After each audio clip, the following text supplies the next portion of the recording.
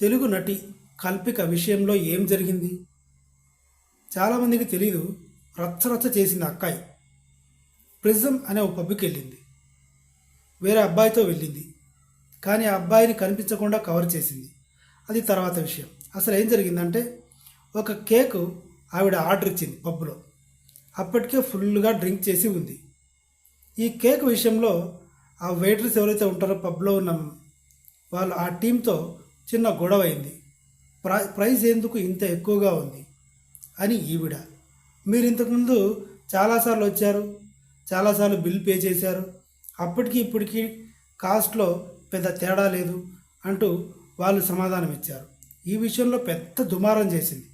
చిటికలేస్తూ మాట్లాడింది. ఈలోపు pub owner వచ్చాడు. తర్వాత పోలీసులు వచ్చారు. వీళ్ళందరూ వచ్చిన తర్వాత బేబీ మాట మార్చింది. నేను ఊరికనే చేసిన, క్రేజ్ కోసం చేసిన. ఎన్ని ఫోటోలు తీసుకుంటారో తీసుకోండి, ఎన్ని వీడియోలు తీసుకుంటారో తీసుకోండి, నేను మాత్రం క్రేజ్ కోసమే చేసిన.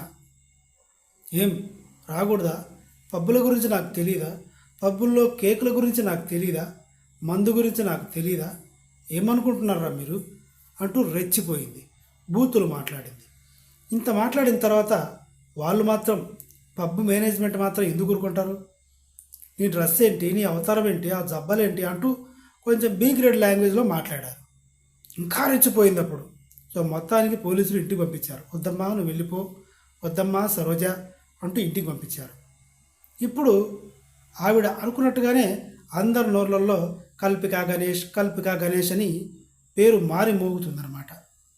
ఏది ఏమైనా సరే రచ్చ చేసి పబ్లిసిటీ తెచ్చుకుంది ఒక కేక్ విషయంలో, అది కూడా ఒక పబ్లో ఫుల్గా తాగేసి. అద్భుతం. ధన్యవాదాలు.